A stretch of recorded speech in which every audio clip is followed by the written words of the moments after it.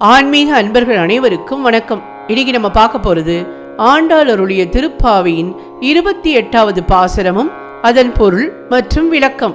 கரவைகள் பின் சென்று கானம் சேர்ந்துன்போம், அறிவொன்றுமில்லாத ஆய்குலத்து உன் தன்னை பிறவி பெருந்தனை புண்ணியம் யாமுடையோ குறை ஒன்றுமில்லாத கோவிந்தவுன் தன்னோடு உறவில் நமக்கிங்கு ஒழிக்க ஒழியாது அறியாத பிள்ளைகளும் அன்பினால் உன் தன்னை சிறு பெரழைத்தனவும் சீரியருளாதே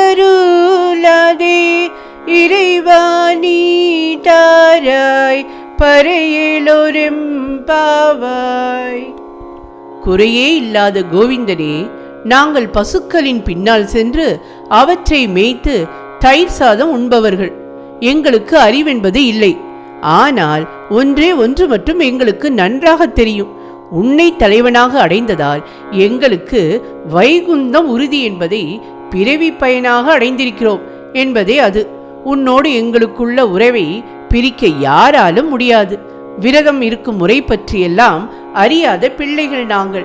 அதுபோல கண்ணா, மணிவண்ணா, கருணாகரா என்றெல்லாம் உன்னிடம் உள்ள உரிமையின் காரணமாக ஒருமையில் அழைத்தோம். அதற்காக கோபித்துக் கொள்ளாதே. எங்கள் இறைவனே, எங்கள் நோன்பை ஏற்று அருள் புரிவாயாக என்கிறார்கள். நன்றி, வணக்கம்.